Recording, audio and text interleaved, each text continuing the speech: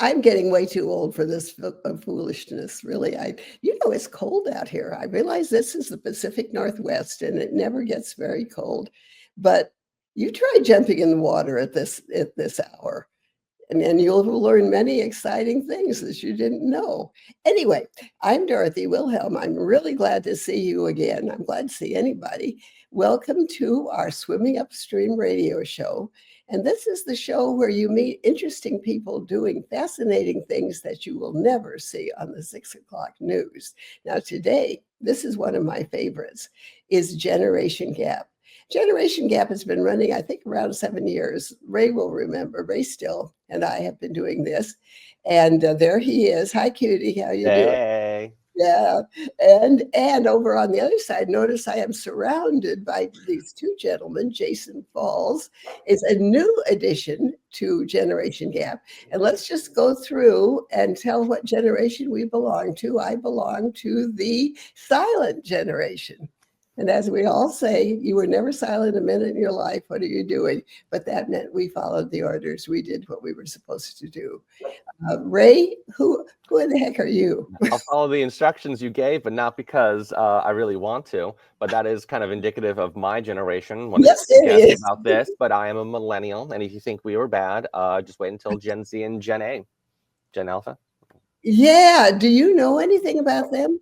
Not particularly. I mean, my kid's going to be one, so I will learn. But all I know is that the dating scene for Gen Z is an absolute wreck. So it's going to be very, very hard. We'll introduce Jason, who has. Oh, and I should have asked about you have. I believe you are the parent of one child. Yes, is that correct? Who just is turned 4. Generation 4. Oh no! Sorry, no. He just turned 4, so I think he just turned 4. I think he's Generation Alpha. 4 is an adorable age. 4 is just wonderful. So Jason Falls, well, welcome. What generation are you? And how about your kids? I am Generation X, which is generally characterized by we don't care, get out of our way, we don't like anybody. And then my children are, I guess they are Gen Z. My son's 20 and my daughter is 17. So I am dealing with teenagers and just post-teenagers at this point. So my kid is Generation Alpha, but he is on the cusp and will be consorting a lot with Generation Beta. So he's going to have some fun idiosyncrasies when it comes to how he decides to act amongst his cohorts. Well, and so we decided today, Ray, you had the idea for our topic today. Do you wish to try to explain yourself? Summertime. The 3 of us, had completely different ways we spent our summer, and I was wondering if there would be any sort of consensus as to which is the best way to structure and or not structure a kid's summer. Yeah. That's fun. Well, okay, I will just dive in because it's my show. Dive in. When I was a little girl, long ago, when the world was new and dinosaurs roamed the land, you had breakfast in the morning, and Mom opened the door, put you outside, and you were not expected to come back again until dinner time. And actually, that wasn't bad because that you were really free. Sure, it was dangerous. Here it turns out this turns out that life is dangerous. And so you learn a few things. You learn how to do some things. And at the time, I thought it wasn't a good situation, perhaps. But as I look at what we were able to do and what my generation is still able to do, because we know how to fix some stuff and we know some things and we are time travelers. And so anyway, the major thing about our summers was they were totally unsupervised. I grew up in Moreland, Montana, aptly named. There was a population of about 100 people. The census said there were 100 there. I never met 100. No. So if you should have an accident, there was no doctor. I've talked about the fact that my dad shot my dog because the dog was sick and there was no doctor. So it was totally unsupervised. But if you survived, and there was an outhouse right there on the Kootenai River with 5 holes, it was our community center. And so how about you, Ray? Well, I can't really consider myself over activity, but there were a lot of things that I was structured to do, especially when I was between the ages of 8, 9 to 12 years old. At one point, I was doing soccer. I was on a soccer team, playing piano and doing martial arts all at the same time, and that was on top of school. So that wasn't just my summers. That was throughout my entire year. I had something to do every night. And I really eventually, when I became a teenager, I was like, okay, mom, dad, I can't do this. I'm going to pick one thing, and that's going to be martial arts. And I'm going to stick with that. So then 13 to 19, that's exactly what I did. I had school. And then that was my first job, was teaching at this martial arts school. So I would also just like, I can't go anywhere because now I have a job. Like, I can take a vacation every once in a while, but summertime was kind of when I was expected to step up and do more things, because since no one's in school, now you host parties, now you do bigger summer events for the school. Like, yeah, so I kind of put myself not into another overactivityed way, but I definitely ended up structuring my own free time, and consequently, I had a lot less of it. Well, my kids came home from college, and I noticed that first year of college was significant because they threw up on the lawn a lot. When, and I feared that was going to be a constant, but they pretty much seemed to get over it after a while. Jason, what are your main memories? And then we'll see how we can dissect it all. So it's actually interesting because I'm in between the two of you in generations, and I borrow a little bit from both of your experiences. So much like Dorothy, summertime was not structured. My parents worked. And so I woke up whenever I wanted. And I had the great advantage of growing up in a very small town that was geographically structured in a way that I had boundaries. I couldn't go across the river. And my town was on a horseshoe bend in a river. So all of the neighborhoods that I could access was basically the downtown and the little suburbs of this little village in the mountains of Eastern Kentucky. So I grew up in a small town, and I would walk out in the morning when I was, 10, 11, 12 years old. I would get up with a couple of friends. We'd go play wiffle ball. We'd ride our bikes all over town. As long as we didn't go across the bridge, we were in good shape. And I lived in a town where the adults kind of looked out for all the kids in the neighborhood. So the stay-at-home moms all knew each other. And if I was over at, Bobby's house, his mom would call my mom and check in and let her know I was safe and whatnot. So until I got to be 14, that was my summer. It was completely unstructured. I was lucky if I could hold out hope for a summer camp. I might go to a Boy Scout camp, or I might go to a wilderness camp, but that was it in terms of structure. However, when I turned 14, to borrow a little bit from Ray's experience, my mother started leaving me a list of chores to do every day. And I did not want to spend my summer doing chores. And so she said, well, you either stay home and do chores or get a job. So I marched myself into the local radio station and said, I'd like to be a DJ. And they foolishly said, okay. So I had a job, and then I didn't have to do my chores at home. Did the DJ job ever lead to anything like hosting podcasts? Well, it certainly led to probably a good 20 years or so I spent in some form of broadcasting in my professional career. So I was a radio producer out of college. I've done, sports play-by-play at various levels and whatnot. And then certainly I'm producing podcasts now and have all fancy equipment around me. So yeah, I started out at 14 and I'm still doing it. I went to summer camp. That was another thing, that when there was free time, especially when I was little, my kids would just ship me over the mountains to Christian camp, and not like Christian, but it was very lightly themed. And even when that happened, I was like, oh no, I slept through the morning service. Oh no. But I made some good friends there. But I think the camp counselors learned a lot more than I did. Well, probably so. My youth group became known for being the trouble group, and there was a long list of rules that did not exist before. No, they're still there. They're still, yep. As far as I know, I haven't been back in forever, but I would not consider sending Bren to like the owl night camp. That was when I went to, where you would sleep all day and get up in the evening and you would hike at night. You'd have all your meals at night. You'd fish at night, and that was a very fun, unique way to spend a week in the summer.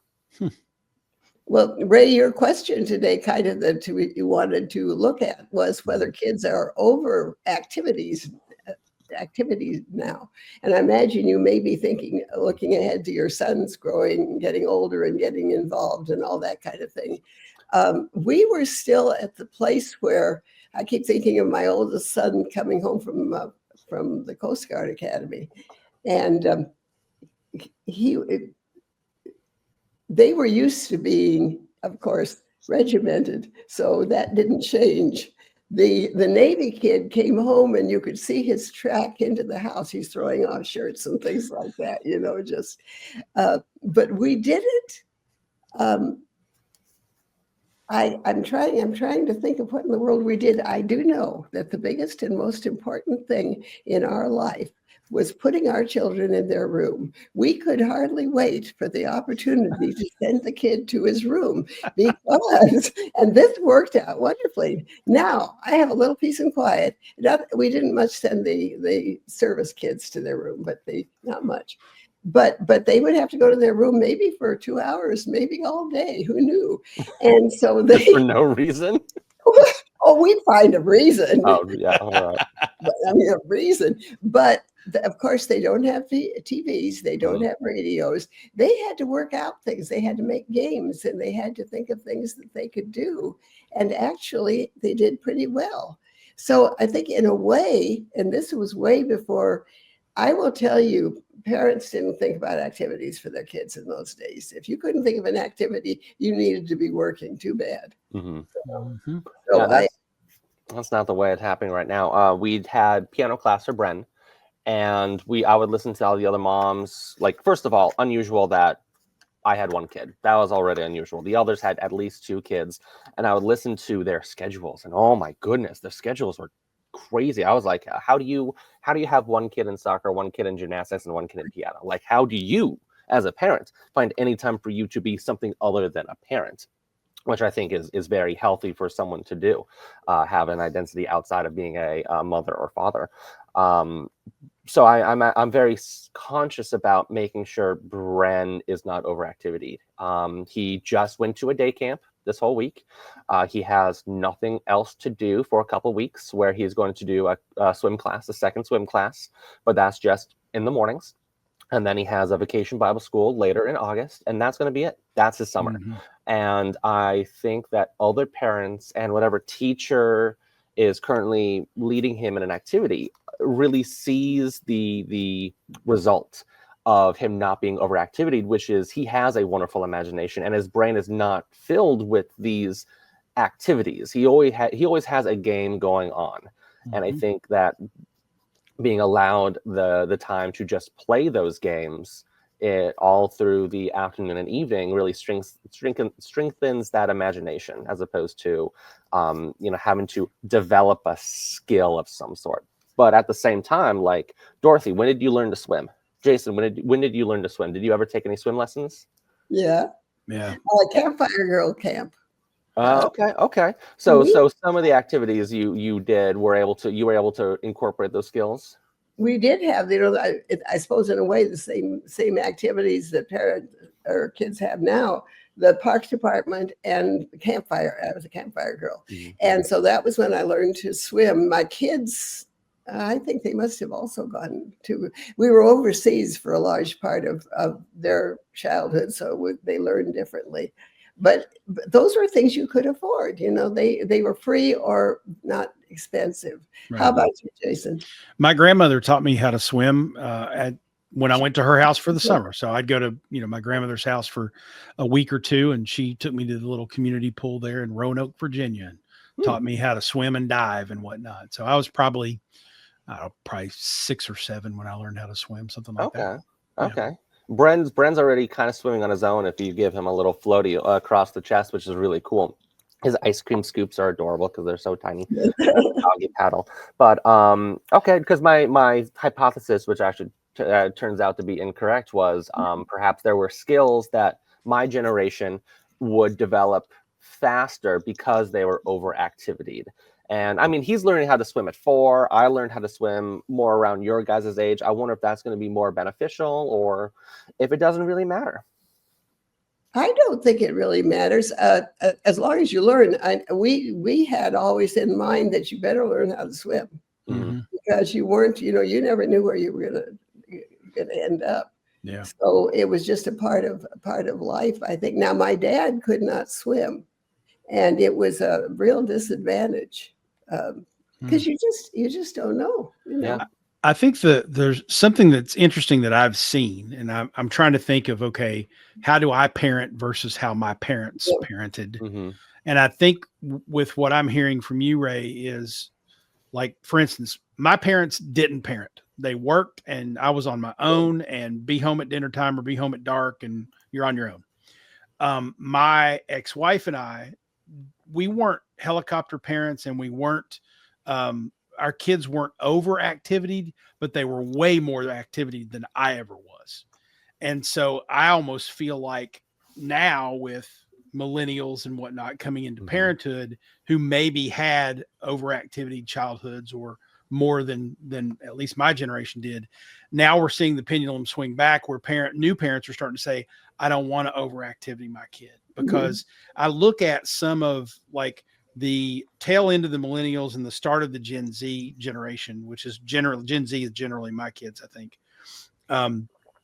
I see a lot of anxiety and things like that I think are manufactured when you overstimulate a kid and overschedule their lives, right? So you've got to be on time for all of these different things, and we have to run all the way across town. And so that, overstimulation and over planning for children can create anxiety disorders and things like that in them. It's my hypothesis. I'm not a scientist, of course. And parents. I don't think it's good for either group. Right. So I like the fact that what I'm hearing from you, Ray, is, at least for you, for your son, is that you are pulling back on what my generation did as parents, which was overactivate and overstimulate.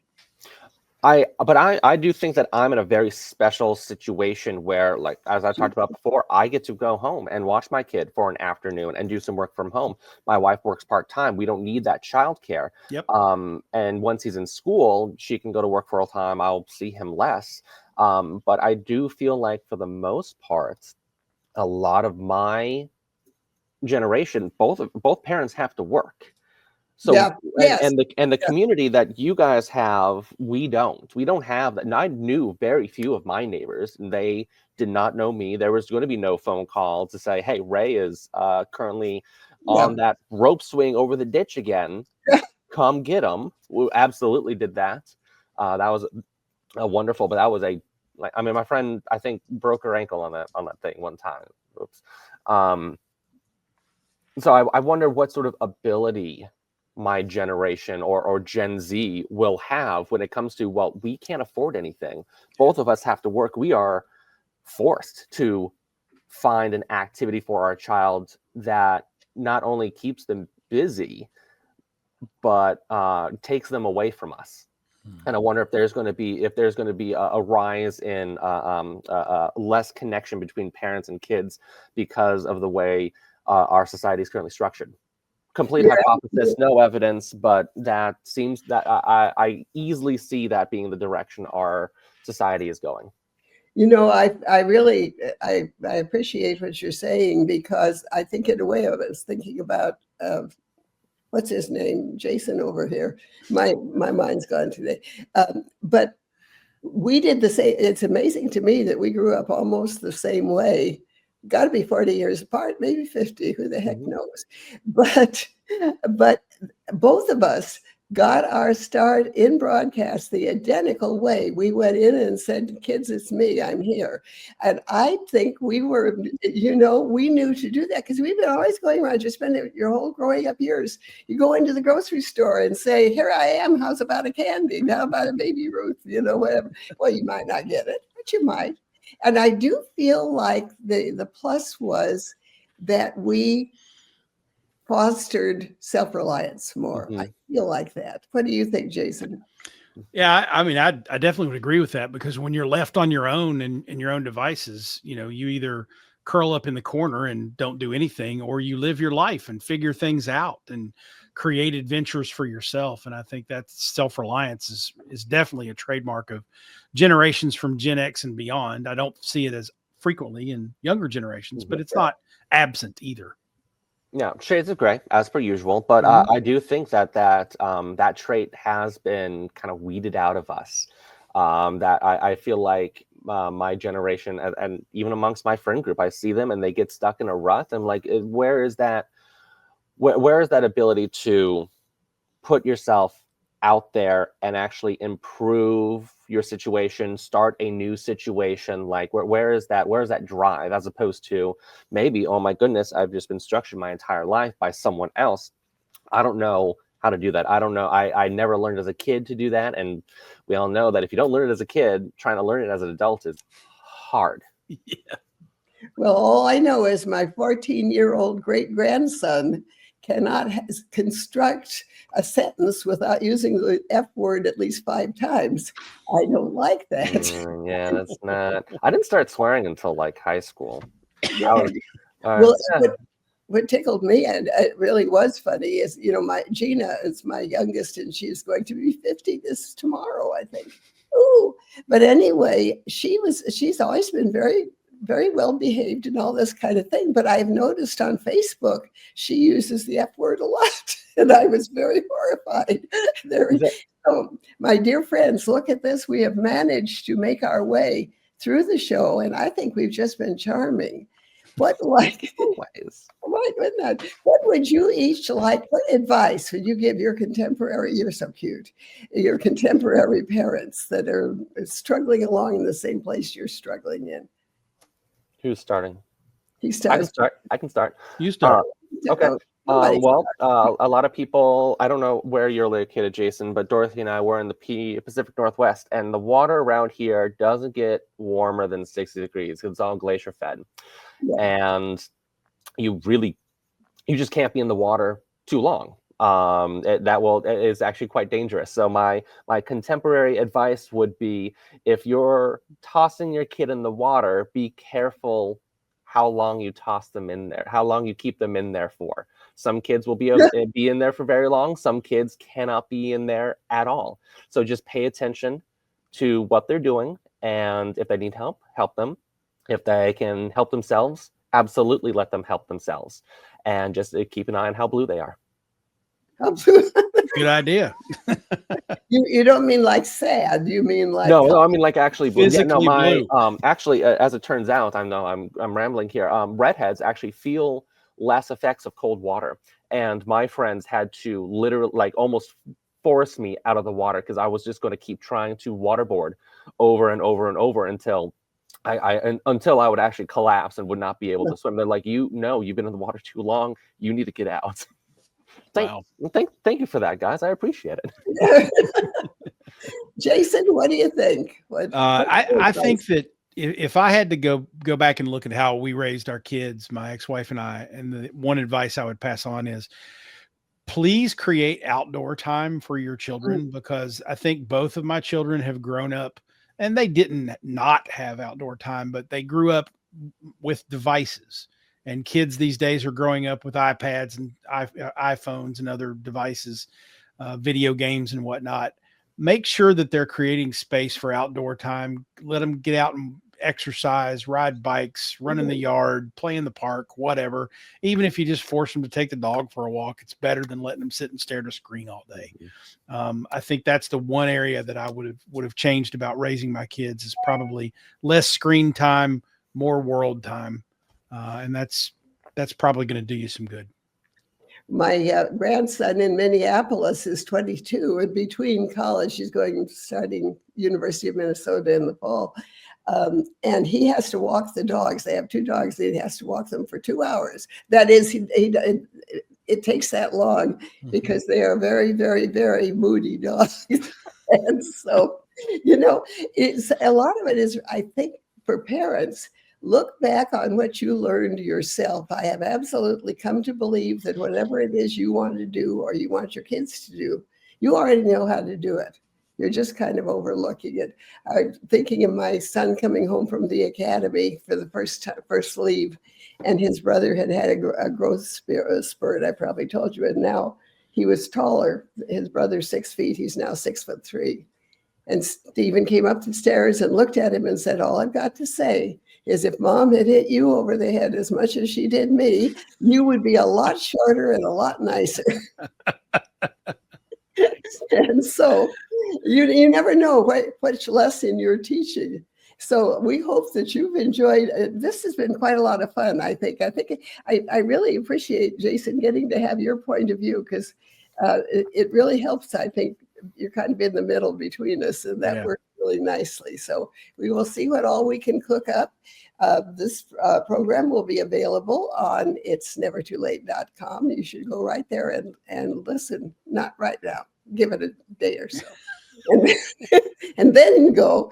And let's see what one more thing. Oh, if you have questions or thoughts, there's a place to write messages that they will actually deliver it to us. And so I think, isn't that right? Anyway, that's right. We hope you've had as much fun as we have. We have had fun, have we not? And we will see you again next month at about this very same time. Until then, this is Dorothy and Ray and Jason. You had to think about it. You notice that? Thank you so much. We'll see you next month.